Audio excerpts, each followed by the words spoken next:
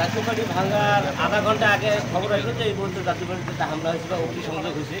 তা আমরা বিষয় দেখলাম যে পাশাপাশি আমরা অনেক দোকানদার মার্কেট আছে, যদি আগুনটা বিদ্যুৎ ছড়ায় তাহলে এখানে আরও হয়তো ক্ষয়ক্ষতির বেশি সম্ভাবনা হতে পারে। তো জাতীয় পার্টি অফিসে দেখা গেল যে ভেতরে মানে ভাঙচুর বা লুট, আপনারাও দেখলেন।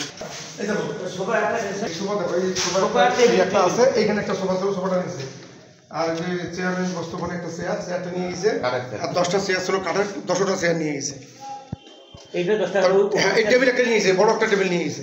টেবিল মোট 3টে। এরকম একটা সোফা ছিল আর একটা নিয়ে গেছে না। হ্যাঁ, ওয়ালটন আবারও মিলিনিয়ার অফারে ওয়ালটন ফ্রিজ কিনে আপনিও হয়ে যেতে পারেন মিলিয়নিয়ার। মিলিনিয়ার ছড়াছড়ি দেশ জুড়ে, এটা শুধু ওয়ালটনই পারে। পার্টির চেয়ারম্যানের বাসা রংপুরে ভাঙচুর করার প্রতিবাদে সারা বাংলাদেশে আমাদের আজকে এটা বিক্ষোভ হয়েছিল।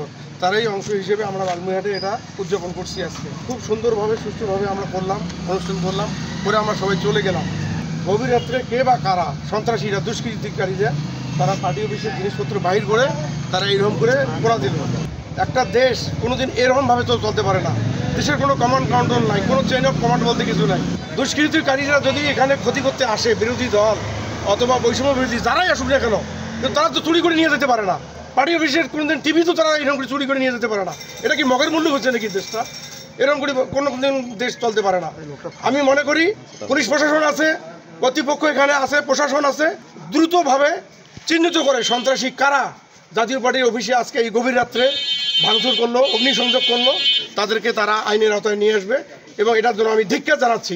দল করতে গেলে হিংসা বিদ্বেষ থাকবে, কিন্তু একে অপরের ক্ষতি করে একজনের পার্টি অফিসের উপরে নির্মমভাবে হত্যার জন্য এইভাবে আগুন ধরায় দিবে, লুটপাট করবে, এটা আসলে ভাবতেও মানবতার দিক থেকে অনেক কষ্ট লাগে। আপনারা আপনাদের দল করেন, আমরা আমাদের দল করব, কিন্তু এই শত্রুতা, মারামারি, রাহাজানি এটা জাতীয় পার্টি পূর্বেও সাপোর্ট করে না, এখনও করে না।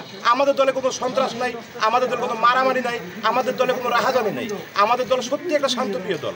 তো আমরা চাই সব দলে সমানভাবে এগিয়ে যাইতে। তো হিংসা বিদ্বেষ করে আমরা আগাইতে চাই না।